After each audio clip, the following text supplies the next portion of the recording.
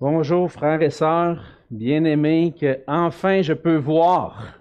Je suis curieux, je suis surpris, je suis même surpris que plusieurs d'entre vous disent non, plus de masque pour moi, même si c'est possible toujours pour vous de le porter. Si vous préférez le porter, on veut vous soyez à l'aise de le porter, vous ne vous sentiez pas mal à l'aise parce que plusieurs autres le font pas. Certainement, on veut respecter le choix de chacun, mais c'est bon de vous voir le visage, de voir vos sourires. Hein? Je voyais rien, je voyais juste des yeux. Maintenant, je vois votre sourire, ça me fait plaisir. Je suis content de vous voir. Puis, je veux prendre le temps de remercier l'équipe de louange. Merci, Michel, pour ta direction, pour l'équipe qui est là pour accompagner. Comme on l'entendait ce matin, comme Michel nous l'a partagé, on veut adorer le Père en esprit, en vérité. C'est ce que le Seigneur fait dans nos vies, nous transforme. Et puis, l'adorer en esprit, c'est par la grâce de Dieu dans nos vies. Nos cœurs sont touchés par le Saint-Esprit pour louer Dieu, mais en vérité aussi parce qu'on chante les vérités de la parole de Dieu et c'est ce qui édifie mon cœur. Souvent, j'arrive pour prêcher, puis déjà le message a eu lieu parce qu'on a chanté les paroles de la parole de Dieu, la théologie profonde de ce qu'on veut que le Seigneur fasse dans nos vies. Puis déjà, il y a eu comme une prédication à travers les chants parce qu'on chante les vérités de la parole. Et ça réjouit mon cœur.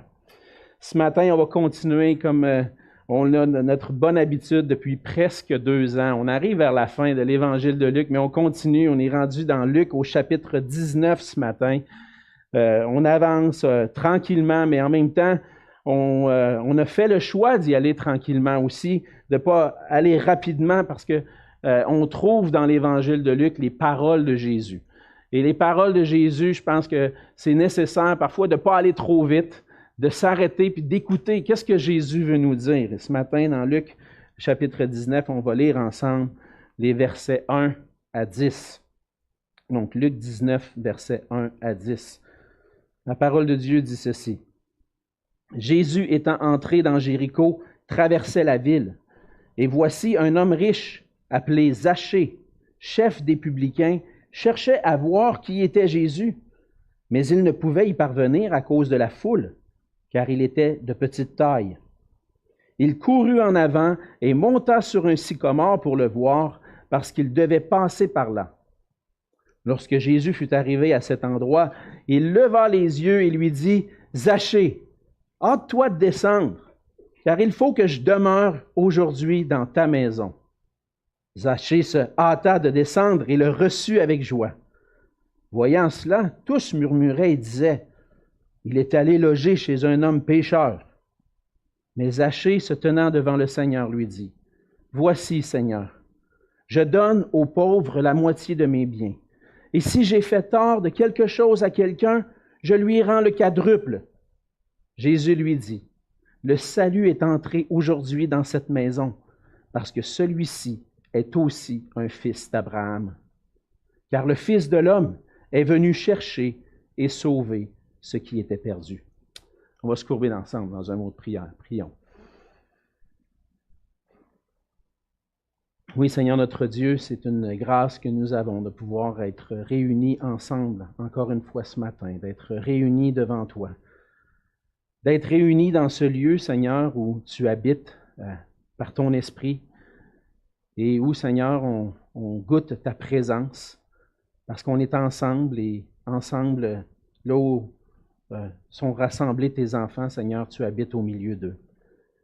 Et Seigneur, c'est une grâce aussi, non seulement d'être rassemblés dans ce lieu, mais de pouvoir s'approcher de toi, de pouvoir s'approcher, de venir s'approcher, venir à tes pieds, venir auprès de ton trône de grâce, Seigneur, et d'y trouver notre refuge, notre secours dans nos besoins, dans tout ce qu'on peut vivre. Et ce matin, Seigneur, c'est dans cet esprit qu'on veut s'approcher de toi, humblement, venir à tes pieds pour entendre ta parole. Oui, Seigneur, parfois, peut-être on aurait autre chose à faire, on aurait certainement plein d'autres choses à faire, mais on considère une priorité d'écouter ta voix, d'écouter ce que tu as à nous dire. Alors, Seigneur, viens faire silence en nos cœurs, viens apaiser nos tracas, nos inquiétudes pour que nos yeux puissent être tournés vers toi. que nos oreilles puissent être ouvertes pour entendre ta parole. Seigneur, c'est ma prière qu'à travers cette parole, tu puisses nous transformer comme on vient de le chanter. Viens nous transformer, nous changer par ton esprit pour qu'on puisse être saints comme toi tu es saint, Seigneur. Et Seigneur, ma prière aussi, c'est que tu puisses être avec ma bouche, que tu puisses me donner, Seigneur, la grâce de communiquer clairement ta parole ce matin à mes frères et sœurs, pour qu'ensemble, on puisse être édifiés par toi et qu'on puisse grandir dans notre foi en toi et dans notre amour pour toi. Et c'est dans le précieux nom de Jésus que je te prie. Amen. Amen. Il y a quelques années de ça, il est arrivé un événement un peu qui n'arrive pas tous les jours, un événement un peu surprenant. On était avec des couples d'amis de l'église de Longueuil, justement, des frères et sœurs, et puis on avait organisé une fin de semaine de canot camping dans la région de Québec. Et donc, on avait voyagé un samedi matin, parti très tôt. On voyage à Québec. Et puis, juste avant d'arriver à Québec, on arrive sur le pont Pierre-Laporte à Québec, sur l'autoroute qui entre dans la ville de Québec. Et puis, tout d'un coup, devant nous, sur le pont, il y a une auto, une voiture qui a fait un tête-à-queue en sens contraire puis qui est arrêtée comme ça sur la voie de gauche. Fait que là, en voyant ça, on arrête, on se met, comme on dit en bon québécois, sur les 4 flashers.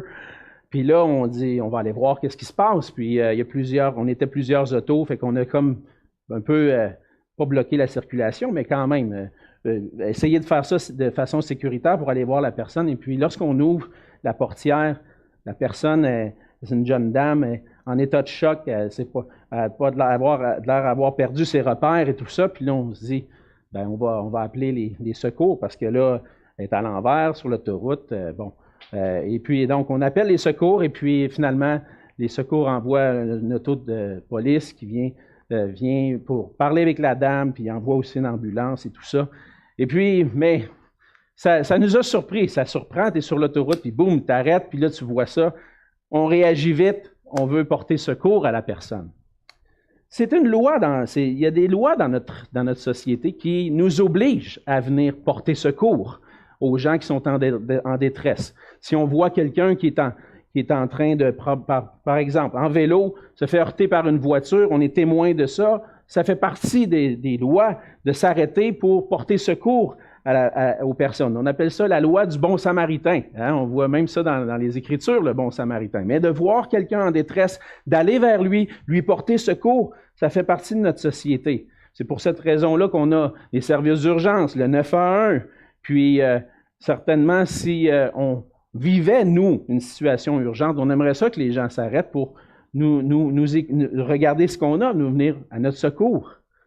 Même si on doit porter secours aux personnes, ça fait partie de la loi, ça peut arriver parfois qu'on peut rester indifférent à la détresse d'une personne. Des fois, on peut regarder les gens qui semblent être en détresse, mais est un peu bizarre. On a déjà jugé la personne, puis on dit, finalement, je ne veux pas trop m'occuper de ça, puis on passe à côté. On agit peut-être comme des Lévites ou des sacrificateurs sur le chemin vers Jérusalem, et puis, vers Jéricho. Et puis,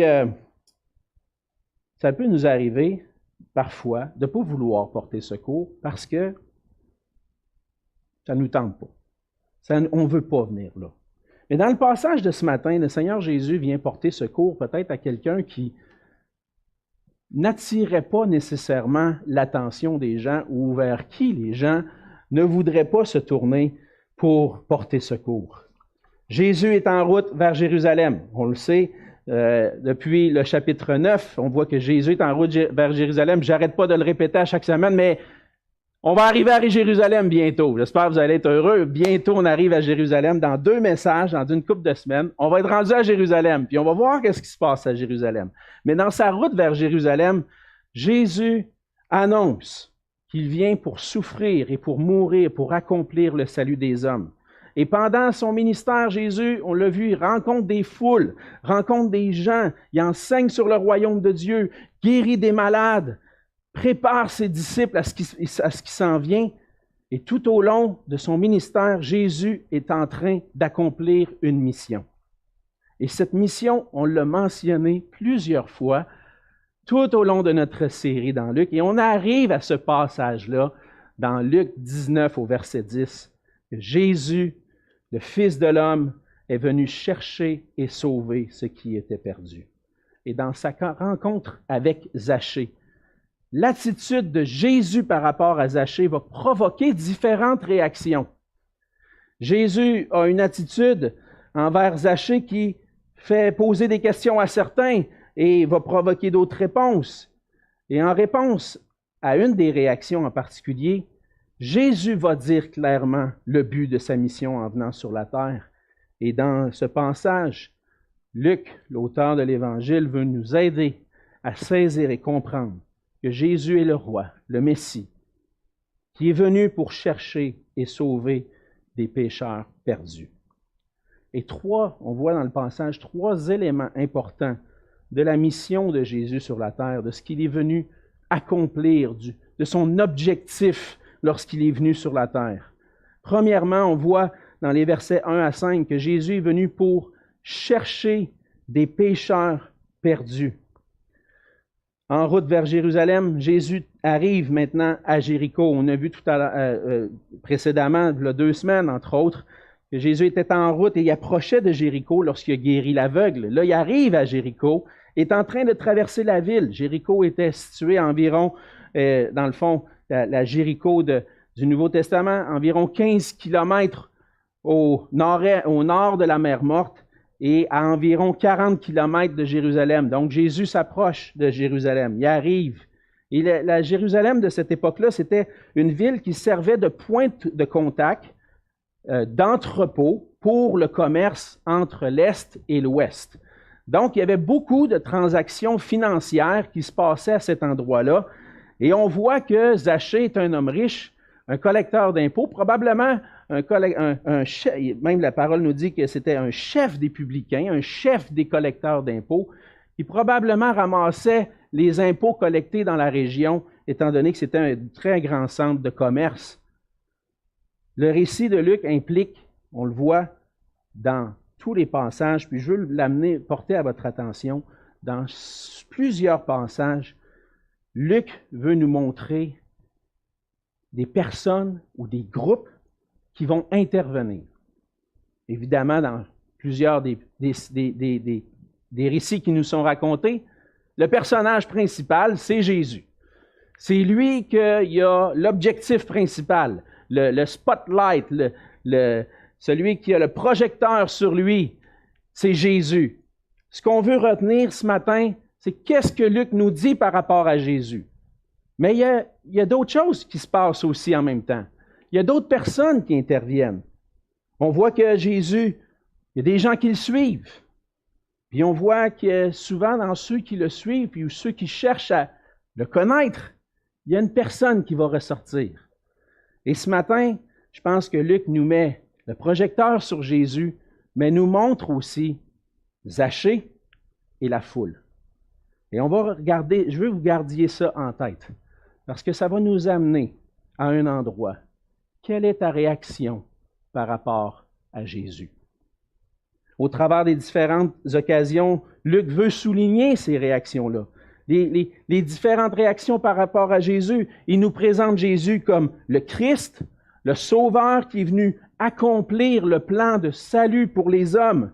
Les projecteurs sont sur Jésus, mais il montre aussi ceux qui côtoient Jésus, leur réaction face à Jésus et ce qu'il enseigne. Et la question qui vient pour Luc, et ce que, dans le fond, Luc veut provoquer, c'est quelle est ta réaction à toi? Ou ta réponse face à ce que je vous rapporte de Jésus? Dans ce récit, Luc nous montre un exemple d'une réponse favorable à Jésus. Alors que Jésus traverse la ville, Jésus va rencontrer Zachée. Il décide d'aller loger chez Zachée. Comme je l'ai mentionné, Zachée est un chef des publicains, comme un collecteur d'impôts. Ce n'est pas la première fois qu'on voit un collecteur d'impôts dans Luc, mais comme collecteur d'impôts, Zachée pouvait toucher à beaucoup d'argent. Et surtout s'il est un chef, certainement, il touchait une bonne cote de tous les collecteurs d'impôts faisaient. Donc, ils ramassaient la commission. Puis il en ramassait pas mal parce que même le texte nous dit un homme riche. Il était riche. C'était pas quelqu'un qui était de la classe de la pauvreté ou de la classe moyenne. C'était un homme riche qui avait beaucoup d'argent. Et comme on le voit dans le récit, les collecteurs d'impôts, puis probablement le chef des collecteurs d'impôts, c'était pas celui que les gens appréciaient le plus. Il était associé à l'ennemi, aux Romains. C'était les Romains qui prélevaient l'impôt, puis les Juifs voulaient pas être soumis à une autre nation. Ils voulaient un Messie qui vienne les délivrer de cette nation-là qui domine sur eux. Et donner mes impôts à des Romains, ça fait pas plaisir quand tu dis qu'en plus, tu sais qu'ils graissent la patte en bon québécois dans les impôts puis qu'ils en mettent dans leur poche. En fait, Zachée ne faisait pas partie des personnes à qui on voudrait offrir de l'aide s'il est dans le trouble. Je vous ai parlé tout à l'heure de mon histoire de la dame qui avait besoin d'aide. Et probablement que les gens de la foule qui regardaient Zachée disaient, lui, s'il est dans le trouble, là, je ne vais pas aller l'aider. Moi, je ne vais pas aller lever le petit doigt pour l'aider. Lui, il a de l'argent, il est capable de se payer du monde, qui s'arrange avec ses troubles. Il a voulu ça de même, qui s'arrange. Ça me fait penser à un petit moment cocasse dernièrement. Il y avait un frère qui me partageait avec ça. Il vient d'avoir un enfant, puis les nuits sont pas faciles, puis là, on jase de ça, ouais, c'est pas évident, les premières semaines et tout ça. Là, il y a un autre frère qui arrive et qui dit, ouais, il a voulu l'avoir, cet enfant-là, qui s'arrange avec ses troubles. C'était en blague, évidemment. Mais Zachée, c'est lui, il a voulu être riche, il a voulu se graisser à la patte, mais qui s'arrange avec ses troubles. Mais Zachée a certainement entendu parler de Jésus. Parce que il y a une foule autour de lui, puis il entend probablement dire, Luc ne nous donne pas tous les détails, mais que Jésus est là, et il cherche à le voir. Bon, mais lui, il n'est pas grand, mais là, fait qu'il y a un problème. Fait que il dit, je vais courir en avant, je vais monter dans l'arbre, puis je vais essayer de voir Jésus. Une chose qui est sûre, c'est que Zachée voulait voir Jésus. Et puis, ce qui est intéressant, c'est que Jésus, lui, voulait voir Zachée. C'est ce qu'on voit dans le passage. Jésus décide d'aller loger chez Zachée. Jésus voit Zachée, il avance, puis il regarde dans l'arbre, puis « Hey! Qu'est-ce que tu fais là? Qu'est-ce que tu fais là, mon grimper dans l'arbre de même? Hein? Hey, descends là. Viens-t'en là. Descends. » Puis là, c'est ce qui est intéressant dans le passage. Quand Jésus dit au verset 5, Jésus lève les yeux vers lui. Il dit, « Zachée, hâte-toi de descendre, car il faut que je demeure aujourd'hui dans ta maison. » Il faut. Lorsqu'on s'attarde sur ces deux petits mots-là, « il faut », puis qu'on prend le temps d'examiner un peu dans l'Évangile de Luc, quand ces mots-là sont utilisés, on voit qu'ils sont toujours en lien avec une mission divine. On voit dans Luc 2, au verset 49, que Jésus dit, lorsqu'il est dans le temple à 12 ans, il dit « Il faut que je m'occupe des affaires de mon Père. J'ai besoin de m'occuper des choses de Dieu. » Au chapitre 9, verset 22, c'est pas « il faut », mais « il fallait que le Fils de l'homme souffre beaucoup, qu'il soit mis à mort et qu'il ressuscite le troisième jour. » Il faut est utilisé dans la mission divine de Jésus. Et Jésus traverse Jéricho, puis il voit Zachée. Ce n'est pas un hasard. Parce que Jésus est venu chercher ce qui est perdu. Puis Jésus voit Zachée, puis il dit, « Viens-t'en, il faut que je demeure chez toi aujourd'hui. Pas demain, pas après-demain, aujourd'hui. Descends. » Et on voit à travers ça que Jésus vient à Jéricho pour chercher Zachée. Il vient pour chercher ce qu'on voit souvent dans l'Évangile de Luc, celui qui est mis de côté, celui qui est délaissé, celui que les gens ne veulent pas venir à leur aide. Le cœur de Jésus est différent. Jésus veut venir chercher ceux que les gens ne veulent pas aider. Jésus vient chercher celui qui est un pécheur perdu. C'est ça sa mission. Jésus est celui qui est envoyé pour chercher et sauver ce qui est perdu. Rappelez-vous du récit de Luc, chapitre 15. 3 choses étaient perdues. La brebis, la drachme, et puis le fils. Et qu'est-ce que Jésus vient faire? Il vient chercher ce qui est perdu. C'est le cœur de Jésus. Et le cœur de Dieu qui est révélé à travers Jésus. Dieu voit son peuple comme des brebis perdues qui ont besoin d'un berger qui vienne à leur recherche. Dieu manifeste son cœur d'amour envers son peuple à travers Jésus. À plusieurs reprises, on voit dans l'Ancien Testament cette image-là du peuple de Dieu qui est comparé à des brebis perdues. Dans Jérémie, chapitre 50, les versets 6 et 7, le Seigneur décrit son peuple. Il dit « Mon peuple était un troupeau de brebis perdues. Leurs bergers les égaraient, les faisaient errer par les montagnes. Elles allaient des montagnes sur les collines, oubliant leurs bercailles. Tous ceux qui les trouvaient les dévoraient et leurs ennemis disaient « Nous ne sommes point coupables, puisqu'ils ont péché contre l'Éternel, la demeure de la justice, contre l'Éternel, l'espérance de leur Père. » Et le Seigneur voyait son peuple comme un troupeau, comme un peuple de brebis perdues, parce que le peuple d'Israël s'était éloigné de Dieu, s'est éloigné du Seigneur au lieu de suivre la voie du Seigneur. Il avait décidé de suivre sa propre voie. Par sa rébellion envers Dieu, le peuple avait péché et il était comme des brebis perdues. Et là, on voit Jésus qui apparaît et qui vient pour chercher ce qui est perdu. Israël, en réalité, représente notre situation à chacun d'entre nous. Quand vous lisez l'Ancien Testament, parfois on peut lire l'Ancien Testament puis regarder l'Ancien Testament. Hey, ils ont traversé la mer Rouge. Hey, c'est extraordinaire. Ils ont passé à sec. Ils ont vu des miracles de Dieu. Hey, comment ça se fait qu'ils se sont détournés de Dieu? Voyons donc. Là, on se met à juger le peuple d'Israël. Mais quand on prend le temps de regarder notre propre cœur, bien souvent, on a vu des choses extraordinaires que Dieu a accomplies dans nos vies. Puis dans nos cœurs, on n'est pas en train d'obéir à Dieu, puis on suit notre propre voie. Dans l'Ancien Testament, et lorsque vous lisez l'Ancien Testament, regardez Israël comme un reflet de votre cœur par nature. Non pas comme des gens qu'on juge, ils ont vu le miracle, comment ça se fait qu'ils... Non. Le Seigneur met en lumière notre propre cœur. Et c'est ce que la parole de Dieu nous dit, qu'on est par nature des pécheurs. On a péché. Et par notre péché révèle en réalité notre nature. On est rebelle à Dieu. Comme Israël dans l'Ancien Testament. Et à cause de notre rébellion envers Dieu, on est perdu. On est comme des brebis qui ne veulent pas du berger qui veille sur nous. On est des brebis qui veulent suivre leur propre voie, qui veulent suivre leurs décisions. On n'a pas besoin de Dieu dans notre vie. On n'a pas besoin de lui. Moi, je suis capable de gérer ma vie comme je veux. Je n'ai pas besoin d'une béquille, moi. Moi, je n'ai pas besoin. Puis c'est pas grave.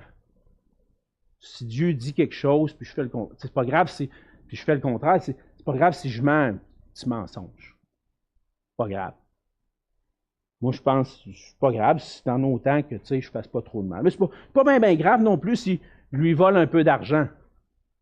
Si j'y charge la facture un petit peu plus que le prix que je charge d'habitude. Ah, c'est pas grave si je travaille en dessous de la table.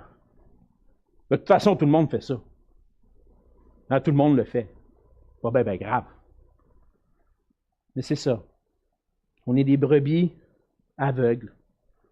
On suit. Tout le monde fait ça. Plutôt que de chercher ce que Dieu veut, puis de revenir à notre berger qui vient nous chercher. Mais la question ici, c'est est-ce que vous réalisez que par nature, on est tous comme Zachée. On est égoïste. On préfère suivre notre voie. Puis à cause de ça, on est perdu. À cause de nos péchés, on s'est réellement mis dans le trouble. On a besoin d'aide. On a besoin du secours. Puis c'est pour ça que dans sa grâce, Dieu nous envoie un sauveur. son propre Fils, Jésus-Christ, qui est venu pour chercher des pécheurs perdus. Ça, c'est la grâce de notre Dieu. Des gens qui ne le méritent pas et qui envoie son Fils pour nous chercher. Mais Jésus n'est pas venu seulement pour chercher des pécheurs perdus. Il veut faire plus que ça. Tu sais, c'est comme le berger qui cherche sa brebis. Il regarde, cherche sa brebis, il laisse les 99 autres de côté, il s'en va, il la trouve dans le trou. Ah, OK, elle est là, c'est beau. Il s'en va. Il n'est pas juste venir savoir où ce qu'elle est. Il est venu pour la sauver. Jésus est venu pour chercher des sauveurs, des pécheurs perdus. Quand Jésus dit à Zachée, il faut que je demeure aujourd'hui dans ta maison, ça va engendrer des réactions. Et on voit une réaction. La première, c'est la réaction de Zachée. Zachée réagit à la parole de Jésus. Il ne reste pas indifférent. Hey, lui, il cherchait à voir Jésus, puis là, hey, le jackpot, mon ami. Jésus veut venir chez nous. Qu'est-ce qu'il fait? Il s'empresse de descendre. Verset 6. Zachée se hâte de descendre, puis reçoit Jésus avec joie. On ne voit pas dans le passage quand est-ce qu'arrive la conversion de Zachée. Hein, nous, aujourd'hui, les chrétiens au 20e, 21e siècle, on est habitués, il y a un ordre. Quelqu'un entend l'Évangile, après ça, il va faire une prière, puis là, il s'est converti, il a fait une prière de repentance, puis là, après ça, sa vie change. Bien, c'est pas tout à fait toujours de cette façon-là que ça se passe. Hein. Il n'y a pas une recette. Oui, quelqu'un entend l'Évangile, a besoin d'entendre l'Évangile, a besoin de placer sa foi en Jésus, mais des fois, ce processus-là peut être un peu long. Mais dans le passage, on ne voit pas. Mais probablement que déjà, Zachée, sa foi en Jésus est déjà là. Il se hâte de descendre, il reçoit Jésus avec joie chez lui. Et puis, lui est heureux de pouvoir recevoir Jésus. Et on peut voir par là que Zachée était déjà sensible aux choses par rapport à Jésus. Il est prêt à recevoir Jésus, le recevoir avec joie. Mais on voit que par la réaction de Zachée, on va voir par la suite un homme qui était transformé par Jésus. Mais il n'y a pas juste Zachée qui réagit à la parole de Jésus. Il y a Jésus qui est là, en premier plan. On entend Jésus dire, « Zachée, viens, m'en va demeurer chez toi aujourd'hui, descends. » Là, il y a Zachée qui répond, hey, « Oui, mon ami, moi je descends, on va aller accueillir Jésus chez nous. » Puis là, après ça, il y a la foule qui est là, qui entend ça. C'est quoi la réaction de la foule? Verset 7. Tous murmuraient. Hey, tu vis ça? Tu t'en vas chez Zachée, tu parles d'une affaire. Toi. Si ce gars-là était le Messie, il saurait qu'il s'en va chez un pécheur. Es-tu vraiment le Messie, lui? Hey, il s'en va chez Zachée. Franchement. Hein, c'était pas cool, Zachée va être sauvé, il va nous redonner notre argent. Si Jésus va chez Zachée, il va être sauvé. Amen. Non, c'était pas ça pantoute. Jésus. Il se dit, le Christ, lui, aller chez des pécheurs. Il y a un problème avec la foule. Son problème, c'est souvent notre problème à nous. On a plus tendance à voir le péché dans la vie des autres que le péché dans notre propre vie. On est aveuglé des fois par notre péché. Comme le dit le Seigneur, on a une poutre dans notre œil. Puis on va aller enlever la petite paille dans l'œil de notre prochain. On voit le péché dans la vie des autres, mais on ne le voit pas dans notre propre vie. Et là, regarde, Zachée, un pécheur. Jésus, qu'est-ce qu'il fait là? Oh, mais tu n'as pas vu ton propre cœur, toi? Comment tu réponds, toi, par rapport à Jésus?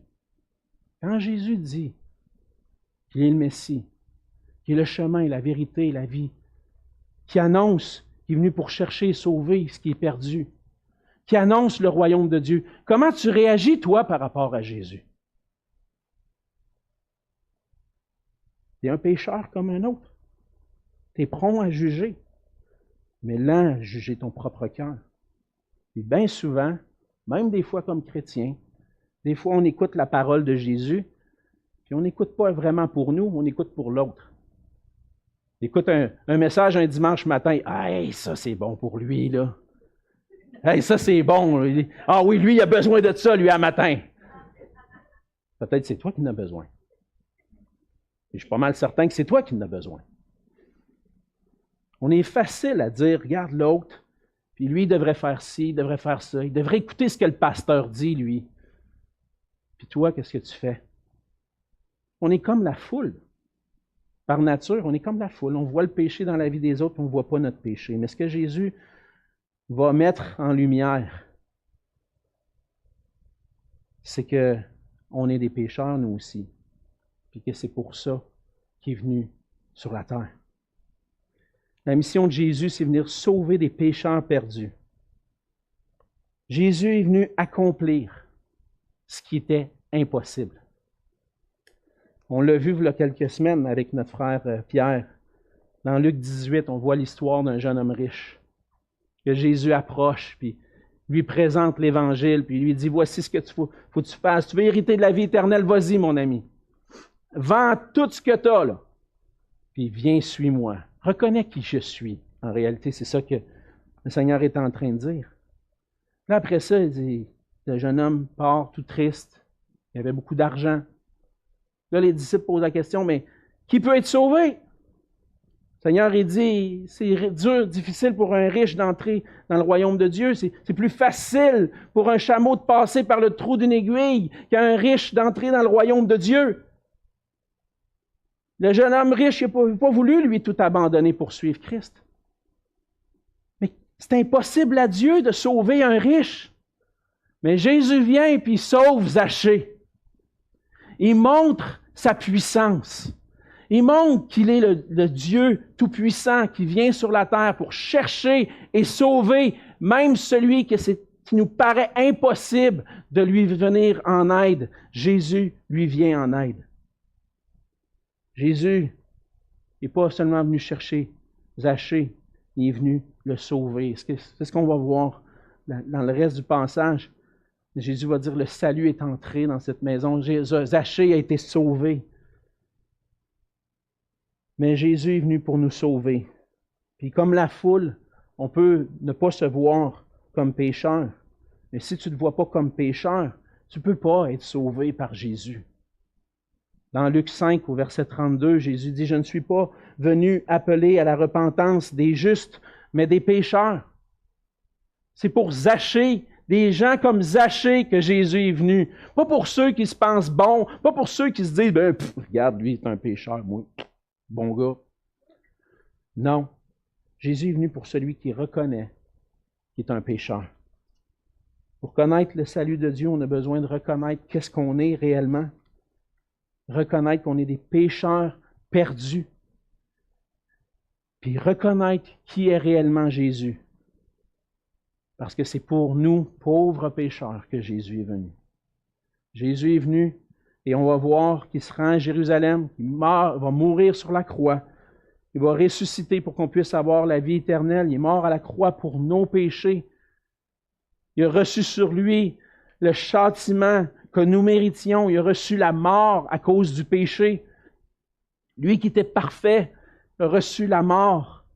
Il a pris sur lui nos péchés, puis il a reçu notre condamnation. Et après ça, il est ressuscité pour manifester qu'il avait vaincu le péché et la mort, pour montrer qu'il était capable de donner la vie à ceux qui sont morts spirituellement. Et quand Jésus donne la vie, il donne la vie spirituelle. Jésus est venu pas seulement pour que nos péchés soient pardonnés, mais pour nous sauver de notre vie de pécheur, pour nous amener à une vie de repentance. Et c'est ce qu'on voit dans le troisième élément de la mission de Jésus. C'est que Jésus est venu pour transformer des pécheurs sauvés. Ceux qu'il sauve, le Seigneur veut les transformer. Jésus n'est pas venu seulement pour te donner ton ticket pour rentrer au ciel. Quand Jésus entre dans une vie, ça change la vie au complet. C'est pas juste un billet d'entrée, c'est moi j'ai cru, puis je suis correct. L'Église, pas besoin de ça, moi. J'ai la relation avec Dieu. Je lis ma Bible une fois de temps en temps, j'ai une relation avec Dieu. J'ai mon ticket pour aller au ciel. Je peux faire ce que je veux maintenant. Je sais que je suis pardonné. Mais ce n'est pas ça, le salut. Être sauvé, c'est d'être sauvé de notre état de pécheur, pour se soumettre entièrement à Jésus-Christ. Et Jésus est venu pour transformer ce cœur-là. ce cœur-là égoïste, qui voulait avoir tout pour lui, pour le transformer dans un cœur généreux. Il veut nous amener, comme Zachée, à la repentance.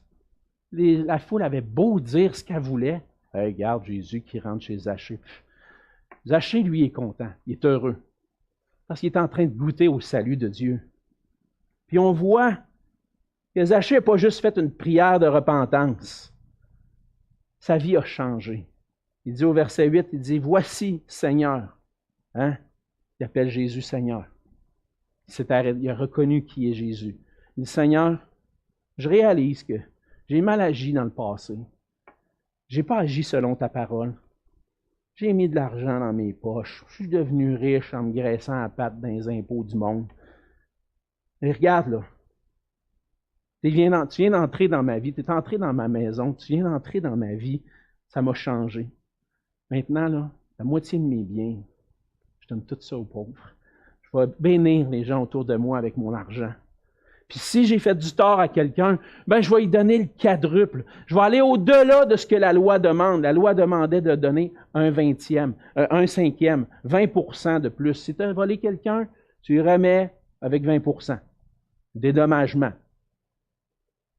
Zachée, lui, son cœur est changé. Il n'a pas besoin de cet argent-là. Jésus va prendre soin de moi. Jésus, j'ai fait du tort à quelqu'un, j'y donne. J'y redonne 4 fois ce que j'y ai volé. En fond, je vais lui donner 5 fois ce que j'y ai volé. La vie de Zachée est transformée par Jésus. Et en reconnaissant qui est Jésus, cela amène un changement radical dans sa vie. Jésus n'est pas juste un billet pour rentrer au ciel. Jésus est son sauveur, Jésus est son Seigneur. Puis sa foi en Jésus va se manifester par la repentance. Son amour est transformé. Au lieu d'avoir un amour centré sur lui-même, grossir son compte de banque, avoir une grosse maison, la Lamborghini dans le garage, là maintenant, non. Je n'ai pas besoin de ça, moi. Ce n'est pas pour moi que je travaille maintenant, je travaille pour les autres. Mon amour n'est plus pour moi. Mon amour est pour Dieu et pour les gens autour de moi. Puis ma relation avec l'argent est transformée. Au lieu d'être égoïste, je deviens généreux. Maintenant, je fais confiance à mon Dieu qui prend soin de moi chaque jour. Puis si j'ai des surplus, ben, Seigneur, je veux bénir avec ce que tu me donnes. Et c'est pour ça que Jésus déclare, le salut est entré aujourd'hui dans cette maison. Parce que la vie d'un homme est transformée. Il n'a pas juste dit une prière de repentance du bout des lèvres, mais son cœur est changé. Et même si tout le monde le voit comme un pécheur, un impur, Jésus va lui dire, lui aussi, c'est un fils d'Abraham. Qu'est-ce que Jésus veut dire par là? Il veut dire que lui aussi a accès à la grâce de Dieu. Quand Jésus qui vient pour le sauver, chercher et sauver ce qui est perdu, Zachée l'a mis de côté parce que, bon, c'est un riche, puis il nous énerve un peu. Là. Ben, Jésus dit, lui, c'est un fils d'Abraham. Puis par sa foi, il va le manifester. Il va manifester qu'il est réellement un fils d'Abraham parce qu'il a la foi d'Abraham. Mais Jésus, il prend celui qui est délaissé, puis il le ramène. Il lui dit, maintenant, tu fais partie de ma famille. Le salut est entré dans cette maison. Lui, c'est un fils d'Abraham. Il fait partie de ma famille. Il y a un sentiment, un amour pour cet homme-là qui amène une transformation dans la vie de cet homme-là. Et la foi qui sauve. En regardant Zachée, on voit que la foi qui sauve va se manifester par une repentance sincère, par un amour pour Dieu et pour mon prochain. Ça produit un changement de cœur. Un changement par rapport à ma rébellion envers Dieu. Maintenant, j'ai un cœur ouvert à Dieu. Comme on le chantait tout à l'heure, sonde-moi, ou on l'a lu dans le psaume, sonde-moi, ô Dieu, connais mon cœur. Montre-moi si je suis sur une mauvaise voie. Ramène-moi sur la bonne voie. Seigneur, fais ton œuvre en moi. Fais ce que tu veux. Je t'aime, puis je veux te servir. Puis quoi qu'il arrive, Seigneur, je veux te faire confiance. C'est tout un changement, ça, dans une vie. Il y a un autre changement. Il nous amène à nous détourner de nos péchés, de ce à quoi on tient, de nos plaisirs, pour se tourner vers Jésus et vivre pour sa gloire. Un changement qui amène un amour passionné pour mon prochain. Si j'ai goûté le salut en Jésus, ça provoque ça dans mon cœur. Une leçon qu'on voit dans le passage, c'est que ma relation avec l'argent est transformée. Je ne travaille plus pour moi-même ou pour mon confort. Je travaille dans le but de glorifier Dieu puis de bénir les autres. Je travaille dans le but que l'Évangile brille autour de moi par ma vie. Puis je travaille dur. Puis des fois, c'est difficile d'arriver. Mais si le Seigneur m'en donne un peu plus, je me pose la question, Seigneur, comment est-ce que je peux bénir des gens autour de moi avec le surplus que tu m'as donné cette année ou cette semaine? Ma relation avec l'argent change. Je dis, non, je vais en mettre de côté de plus. Comme ça, ma retraite va pouvoir voyager, aller en Europe. Jamais été. J'aimerais ça, aller visiter l'Europe. En Israël, ce serait le fun d'aller visiter l'Israël. Jamais été là. Je vais en mettre de côté. Je ne dis pas qu'il y a de quoi de mal à ça. Mais quand nos regards sont portés sur ça, c'est ça le problème.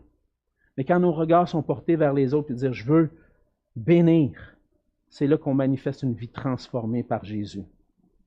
Je n'ai pas à m'inquiéter pour savoir si je vais en avoir assez. Dans Luc 12, j'aime ça ramener ce qu'on a déjà vu. Versets 32 et 34. « Ne crains point, petit troupeau, car votre Père a trouvé bon de vous donner le royaume. » Hey, s'il y a quelque chose, une richesse à quelque part, c'est là, le royaume de Dieu. Il t'appartient. Qu'est-ce que ça veut dire? Vendez ce que vous possédez. Donnez-le en aumône. Faites-vous des bourses qui ne s'usent point, un trésor inépuisable dans les cieux, où le voleur n'approche point et où la teigne ne détruit point. Car là où est votre trésor, là aussi sera votre cœur. Zachée, son trésor a changé. C'est plus son compte de banque, son trésor. C'est Jésus, son trésor.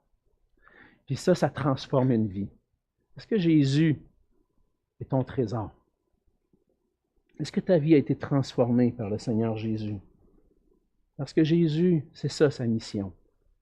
Jésus est le roi qui est venu pour chercher et sauver des pécheurs perdus. Il vient les chercher en appelant à lui. Il vient les sauver de leur état de pécheur, de la perdition éternelle. Puis il vient pour transformer une vie, pour qu'il y ait le bonheur et la joie de glorifier Dieu dans tous les aspects de leur vie, puis à aimer leur prochain. C'est ça qu'on a besoin de méditer jour après jour, après jour, après jour. L'amour de Dieu pour nous qui a été manifesté en Jésus-Christ. Christ vient vers nous pour nous chercher, pour nous sauver, pour nous transformer. Nous qui des pécheurs par nature, ennemis, opposés de Dieu. Mais dans sa grâce, Dieu vient vers nous. Notre vie a été transformée. Il envoie son Fils pour venir nous chercher, nous sauver, pour que nous, ses ennemis, on fasse partie de sa famille. Est-ce que cet amour-là ne devrait pas nous transformer pour nous tourner de notre égoïsme vers une générosité envers ceux qui sont autour de nous, les aimer d'un amour, du même amour qu'on a été aimé? Il y a une question pour toi. Est-ce que l'amour de Jésus est entré dans ta vie? J'ai l'amour comme un océan dans mon cœur. Est-ce que c'est une vérité pour toi? Est-ce que tu as été touché par l'amour de Jésus? Est-ce que cet amour-là a transformé ta vie? Parce que c'est ça la leçon principale. Jésus est venu chercher et sauver ce qui était perdu. J'étais perdu, il m'a retrouvé. Est-ce que tu as goûté à ça, cet amour-là? Puis après ça, Seigneur, une deuxième leçon, c'est qu'il nous montre Zachée comme un modèle de repentance. Est-ce qu'on apprend à être généreux et à aimer, même les moins aimables? Tu as peut-être un collecteur d'impôts dans ta vie ou un entrepreneur en construction qui a beurré épais sa facture. Puis s'il est dans le trouble, tu dis, lui. Mais si tu as un cœur comme Jésus, tu dis, lui, je sais que c'est un pécheur, puis qu'il a besoin de Jésus. C'est pour ça qu'il a graissé la facture. C'est pour ça qu'il en a mis plus. Ça a fait mal au portefeuille quand il en a mis un extra parce que ce n'était pas prévu dans l'estimé. Mais c'est un pécheur, puis il a besoin de Jésus. Es-tu prêt à aller vers même ceux qui se graissent la patte dans ton portefeuille? Même ceux qui te font du tort? Et dire, moi, je vais être comme Jésus. Je vais chercher et proclamer l'Évangile pour que ceux qui sont perdus soient sauvés. Ça, c'est l'attitude de Jésus. Et le Seigneur nous appelle à faire comme lui, à aller, à chercher et sauver. Pour moi, qui va sauver, c'est lui. Mais en proclamant l'Évangile, Dieu sauve. Alors, le Seigneur veut nous changer, veut nous transformer de toutes sortes de façons qu'on a vues dans le passage. Et la leçon, c'est pas faire comme la foule, mais de faire comme Zachée. Ouvrir ma maison, ouvrir mon cœur à Jésus, et dire, Seigneur, viens, puis change-moi, transforme-moi pour ta gloire. Prions ensemble. Mais Seigneur notre Dieu, ce passage est merveilleux. On voit combien, Seigneur Jésus, tu es un sauveur puissant qui transforme la vie des pécheurs, des égoïstes, de ceux qui étaient rebelles à toi, Seigneur, pour les attirer vers toi, venir les chercher et les sauver. Seigneur, ta parole nous dit que nous étions tous errants comme des brebis, chacun suivait sa propre voie, que l'Éternel a fait retomber sur lui, sur Jésus-Christ, l'iniquité de nous tous. Oui, Seigneur Jésus, merci d'être venu, d'être mort à la croix pour mes péchés, d'être ressuscité pour me donner la vie éternelle, pour me donner une vie nouvelle en toi. Et Seigneur, ma prière, c'est que je puisse avoir ce cœur ouvert, cette maison, la maison de mon cœur ouverte comme Zachée, qui était heureux de te recevoir chez lui, de te recevoir avec joie. Fais que chaque jour, Seigneur, puisse être une journée où ce que je peux dire, Seigneur, prends le contrôle, prends toute la place. Je veux vivre cette joie de t'appartenir. Donne-moi cette générosité, Seigneur, qui transforme mon cœur pour que je puisse bénir autour de moi au lieu de penser juste à moi. Aide-moi à pardonner à ceux qui m'ont offensé. Aide-moi à leur faire du bien. Aide-moi à être comme toi. Seigneur, qu'on puisse, à travers notre témoignage, à travers notre amour, parce que nous avons été aimés, qu'on puisse chercher ceux qui sont perdus pour leur présenter ta grâce et qu'ils puissent être sauvés. Et si, Seigneur, il y a quelqu'un ici ce matin ou qui nous écoute, qui ne t'a pas encore ouvert la porte de son cœur, qui n'a pas encore ouvert sa maison pour que tu puisses y entrer, puisses-tu changer, transformer sa vie, lui faire voir qu'il est un pécheur qui a besoin de toi, notre Sauveur glorieux. Oui, Seigneur, fais cette œuvre dans nos vies, transforme-nous pour ta gloire. Et c'est dans le nom précieux de Jésus qu'on te prie. Amen.